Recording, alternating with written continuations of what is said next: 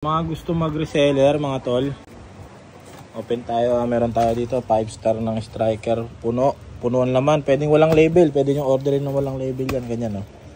Ayan. Itong umorder ng 200 rims ito, sa kanya yan. Itong umorder ng 200 rims walang label siya raw maglalagay ng sarili ng label, parang may sarili siyang product. Ay ano lang naman tayo hindi ko naman na sinasabi na sa akin galing, kaya kumbaga sa atin lang yun. Gusto nyo maging ganun, gusto nyo magkaroon ng pangalan, wala namang problema dun. Negosyo lang tayo, negosyo lang.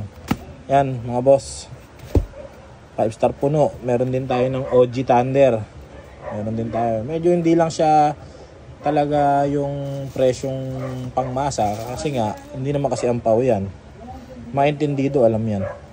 Tsaka hindi mabilis ang mityan yan, saktuhan lang. Ito may quitis din tayo, quitis putok yan.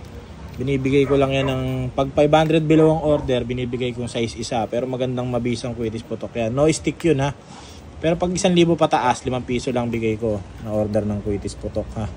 Magandang quitis putok yan, hindi naman siya yung yung quitis bubong.